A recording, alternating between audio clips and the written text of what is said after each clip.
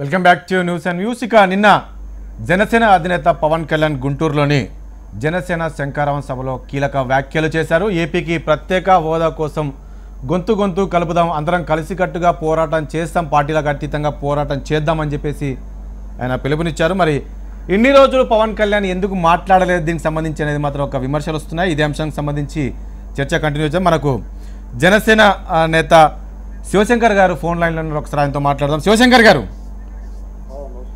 నమస్కారం అండి. నిన్న పవన్ కళ్యాణ్ గారు కొన్ని కీలక వ్యాఖ్యలు చేశారు. ప్రత్యేక హోదా కోసం గొంతు వినిపిద్దాం, కలిసికట్టుగా పోరాటం చేద్దామని చెప్పేసి చెప్తున్న పవన్ కళ్యాణ్ ఇన్ని రోజులు ఎందుకు మౌనంగా ఉన్నారు అని చెప్పి ఒక విమర్శలు వస్తున్నాయి. అంటే ఇన్ని రోజులు మౌనంగా ఉన్నారు అన్నది కరెక్ట్ కాదు. ఎందుకంటే అనేక సందర్భాల్లో ఆయన వాయిస్ రీచ్ చేయడం జరిగింది. ప్రతిసారి కూడా ఉటంకిస్తున్నారు, పాచిపోయిన లడ్డూలు ఇచ్చారా అని చెప్పేసి మొట్టమొదటిగా వ్యతిరేకించింది పవన్ కళ్యాణ్ గారు. ప్రస్తుత పరిస్థితిని ఆయన విశ్లేషించారండి. ఎందుకంటే ఈ ప్రత్యేక హోదా రాకపోవడం వల్ల యువత నష్టపోతుంది, ఉద్యోగాలు ఉపాధి కరువు అవుతుంది. దీన్ని దృష్టిలో పెట్టుకొని మనకి రాజకీయ పరంగా వేరే వాయిస్ ఉన్నప్పటికీ కూడా మనం విడివిడిగా పోటీ చేద్దాం, కలిసికట్టుగా ప్రత్యేక హోదా కోసం ఉద్యమిద్దామనే ఉన్నటువంటి పిలుపు ఇవ్వడం జరిగింది. ఇది చాలా శుభపరిణామం. ఎందుకంటే ప్రత్యేక హోదా మీద ఎవరికి వారు ప్రయత్నిస్తున్నప్పటికీ కూడా అది వేరు మార్గాల వల్ల ఢిల్లీలో దాని మీద ప్రభావం లేకుండా పోయింది. గతంలో కూడా అధికార పక్షం కూడా ఈ ప్రత్యేక హోదా మీద అఖిలపక్ష పోరాటం కానీ వైఎస్ఆర్ కాంగ్రెస్ పార్టీ ముందు నుంచి పోరాటం చేస్తూ ఉంది కదా శివశంకర్ గారు. వాళ్ళు ఒకటే స్టాండ్ మీద ఉన్నారు, ఎంపీలతో రాజీనామా చేయించారు, దీక్షలు చేశారు, ధర్నాలు చేశారు కదా. అదే నేను చెప్తున్నానండి. ఇప్పుడు ఎవరి ఎజెండా వారికి ఈ ఉద్యమం ద్వారా లబ్ధి పొందాలన్నటువంటి ఆలోచన కాకుండా ఇది మన యువతకి, మన ఉద్యోగాలకి, మన ఆర్థిక వ్యవస్థకి చాలా నష్టం జరుగుతుంది. కాబట్టి ప్రతి ఒక్కరూ కలిసికట్టుగా చేయవలసినటువంటి సమయం వచ్చిందని చెప్పేసి ఉద్దేశం అండి మా అధ్యక్షులు పవన్ కళ్యాణ్ గారు. శివశంకర్ గారు మీరు లైన్ లో ఉండండి. శివశంకర్ గారు, ధర్మశ్రీ గారు, ధర్మశ్రీ గారు, మీరు చెప్పండి. మీరు చూస్తున్నారు ముందు నుంచి, మీరు ఎంపీలు రాజీనామా చేశారు, ఫైట్ చేస్తున్నామని మీరు చెప్పారు. కానీ నిన్న పవన్ కళ్యాణ్ చేసిన కీలక వ్యాఖ్యలు, మనం ఓకే ఎన్నికల్లో ఎవరికి వారం విడివిడిగా పోటీ చేద్దాం, కానీ హోదా కోసం కలిసి వెళ్దామన్నారు. పవన్ కళ్యాణ్ పిలుపుతో మీరు ఏకీభవిస్తున్నారా, ఎట్లా చూస్తారు? తప్పనిసరిగా నిన్న జరిగినటువంటి రాజేష్ అన్న, నిన్న క్లియర్గా పవన్ కళ్యాణ్ గారు ప్రత్యేక హోదాపై ఎజెండా, పార్టీ ఎజెండాలు ఎలాగున్నా సరే రాష్ట్రానికి అన్యాయం జరిగినటువంటి ప్రత్యేక హోదాపై పోరాటం చేయవలసినటువంటి అవసరం ఉంది. అన్ని పక్షాలు కలిసి ఒకే వేదిక మీదకి రావాలి, ఒకే ప్లాట్ఫామ్ మీదకి వచ్చి మనం ప్రకటించాలనేది పవన్ కళ్యాణ్ గారు ఇచ్చిన పిలుపునైతే మాత్రం ఎవరు కూడా కాదనలేని పరిస్థితి. 100% కలవాలి. కానీ ఏంటంటే దానికోసం ఇమీడియట్ గా అఖిలపక్ష సమావేశం ఏర్పాటు చేసుకుని ఎటు టీడీపీ కలిసి రాలేదు. మనం గతంలో ఒకసారి చేసినప్పుడు జనసేన అలాగే వైసీపీ వామపక్షాలు అందరూ కలిసి కూడా ధర్నాలు చేసాం, రోడ్డు మీద బైఠాయించాం, రాస్తా రోకోలు చేసాం, ఇవన్నీ చేసాం. ఈ మా లాస్ట్ ఇయర్ కూడా సేమ్ ఇదే టైంలో. కానీ ఆ రోజేమో తెలుగుదేశం వేరేగా విడిగా చేసింది. ఆ రోజు రమ్మంటే రాలేదు.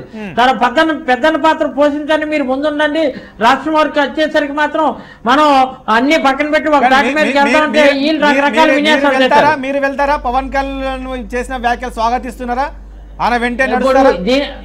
దీనికి ఇప్పుడు మనం ఎలా పోరాటం చేయాలి, ఏ విధంగా నిర్ణయాలు తీసుకోవాలనేది ఏంటంటే ముందు అఖిలపక్ష సమావేశం పిలిపించి దానిలో కూర్చున్నప్పుడు, ఎందుకంటే తెలుగుదేశం దాంతో కూడా ఏంటంటే దొంగనాటకు వేకిరండి.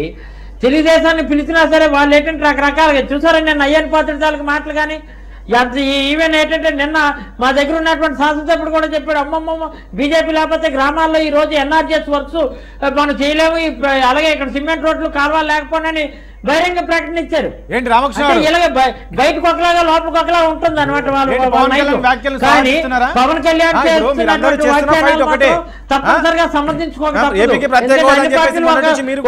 మీద రావాలి, ఎవరి ఎజెండా వాళ్ళది ముందుంచి ఒకే దీని మీద ఒకే ఇష్యూ మీద ప్రత్యేక హోదా గురించి మాత్రం రావాల్సినటువంటి అవసరం ఎంతైనా ఉందని మాత్రం వైఎస్ఆర్ కాంగ్రెస్ పార్టీ చెబుతుంది.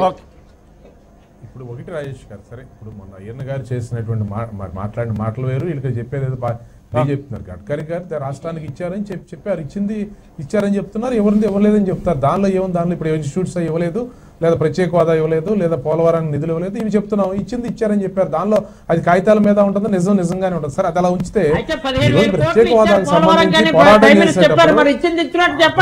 హోదాకు సంబంధించి పోరాటం చేసేటప్పుడు పార్లమెంట్ లో వీళ్ళు లేరు. సరే అయిపోయింది, అది అయిపోయింది. ఇక్కడికి వచ్చిన తర్వాత దానికి ముందు ఇక్కడ అఖిలపక్ష సమావేశం పెడితే ఆ మిగిలిన పార్టీలు వచ్చినా కూడా వీళ్ళు కనీసం రాలేదు. ఎక్కడా కూడా వీళ్ళు ఎక్కడ సహకరించలేదు ప్రధాన ప్రతిపక్షంగా. లేదు ప్రధాన ప్రతిపక్షంగా వీళ్ళేమి ఇంతవరకు సమావేశాలు నిర్వహించి దానికి సంబంధించి ఎలా ఉద్యమ రూపంలో తీసుకెళ్లాలనేటువంటిది వీళ్ళు ఎక్కడా మాట్లాడలేదు. వీళ్ళు ఏంటంటే ఎంతసేపు ఏదో ఒకటి వస్తే అది మాది. ఇప్పుడు ఏదంటారే సార్ ఎట్లా చెప్పచ్చు అంటే మీకు 100 ఖర్చీలు వేశారు అనుకోండి. లాస్ట్ ఇయర్ అన్ని పక్షాలు మేము రోడ్డు మీద నిర్బంధిస్తే ఒక విషయం రామకృష్ణ గారు ఏం చెప్తారు? పవన్ కళ్యాణ్ వ్యాఖ్యలు నిన్న మనం చూసాం.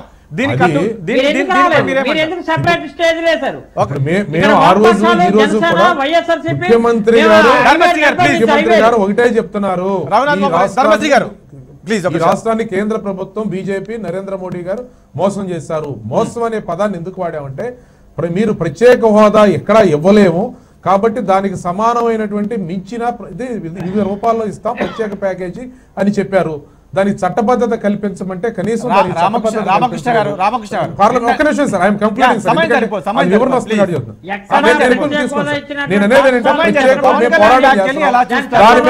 పోరాటం చేస్తారో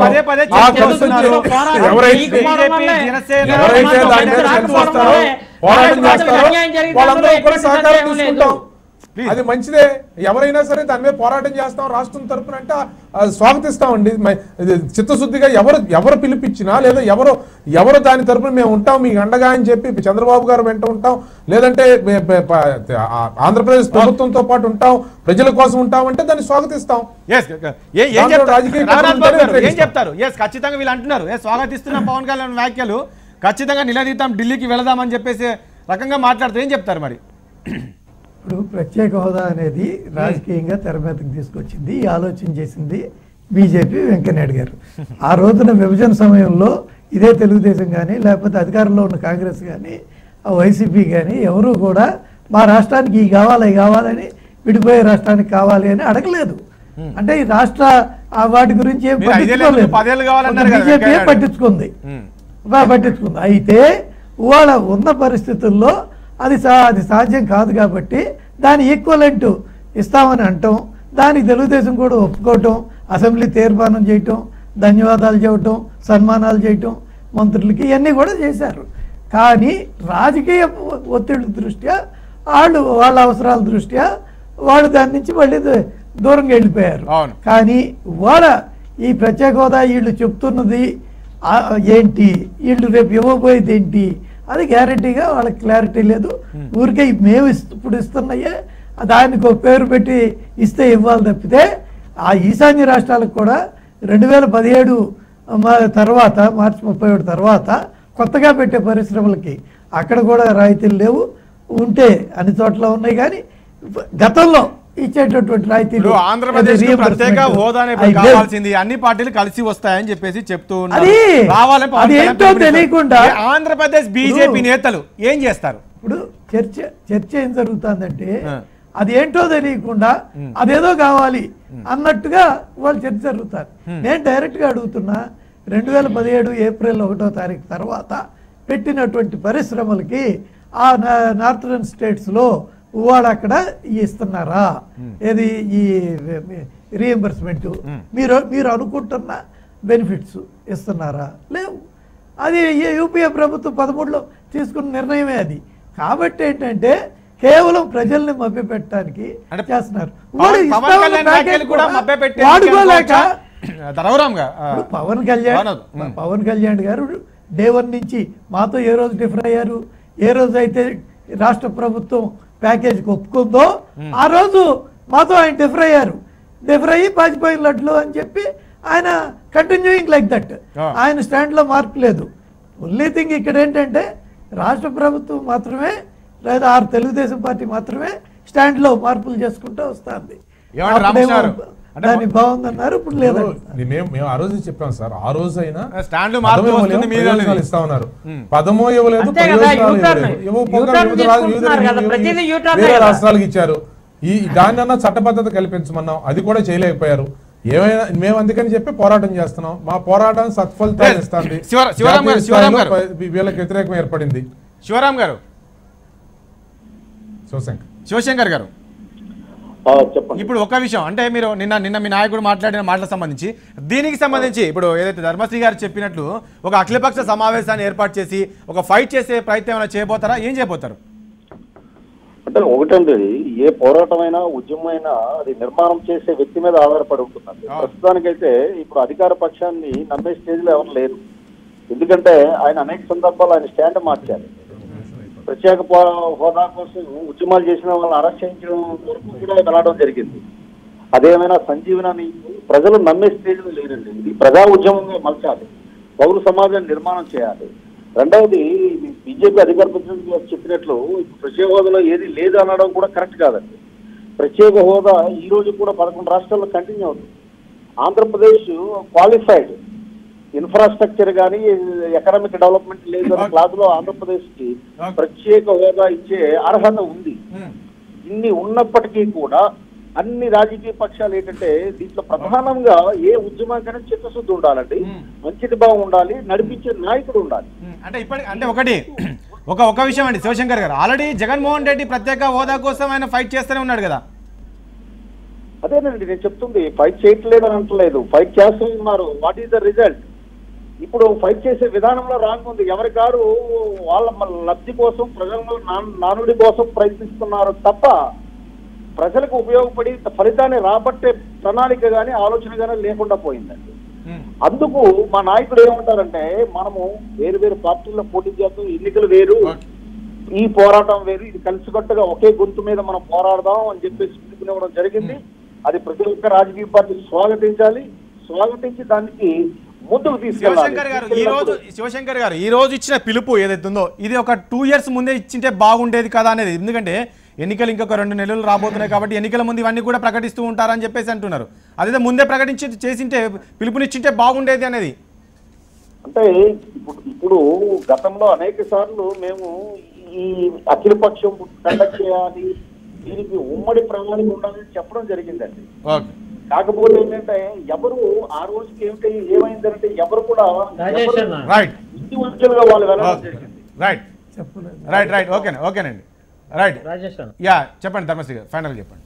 ఇప్పుడు పవన్ కళ్యాణ్ గారు గతంలో కేంద్రంపై అవిశ్వాస తీర్మానం ప్రకటించేయండి, ప్రకటిస్తే మాత్రం మీకున్నటువంటి 5 ఎంపీలతో పాటు నేను 100 మంది ఎంపీలని గ్యాదర్ చేసి నేనే ఢిల్లీ వచ్చి అందరిని కూడా రప్పించి ఒప్పించి ఎట్టి పరిస్థితుల్లో ప్రత్యేక హోదా రప్పిస్తానని అన్నారు. ఆయన మాట మీద అది స్పోర్టివ్ గా తీసుకుని ఇనిషియేట్ తీసుకుని మా నాయకులు ఇమీడియట్ గా అవిశ్వాస తీర్మానానికి నోటీస్ ఇచ్చి ముందుకెళ్లారు. అవసరమైతే రాజీనామా చేస్తా అన్నారు, రాజీనామా చేసాం అనుకున్న ప్రకారం. నిజంగా అదే రోజు కానీ పవన్ కళ్యాణ్ గారు అది కానీ చేస్తుంటే ఈ రోజు నిజంగా బ్రహ్మాండంగా ఆంధ్రప్రదేశ్ లో హీరోగా ఉండిపోను. ఎట్టి పరిస్థితుల్లో కూడా ఇప్పుడైనా సరే ప్రకటించినటువంటి ప్రకటన ఎలా అయితే ఉందో ఒక ప్లాట్ఫామ్ అన్ని పక్షాల సభ్యుల్ని కూడా ఆహ్వానించి ఒక వేదిక మీదకి రప్పించి తప్పనిసరిగా ఇది చేద్దామని చెప్పేసి చేస్తే డెఫినెట్ గా ఇప్పటికైనా కేంద్ర ప్రభుత్వం తల వంచుకుంటది. ఎందుకంటే ఇటు బీజేపీ అటు టీడీపీ ఏపీకి టోపీ పెట్టి ఈ రోజు మోసం చేశారు.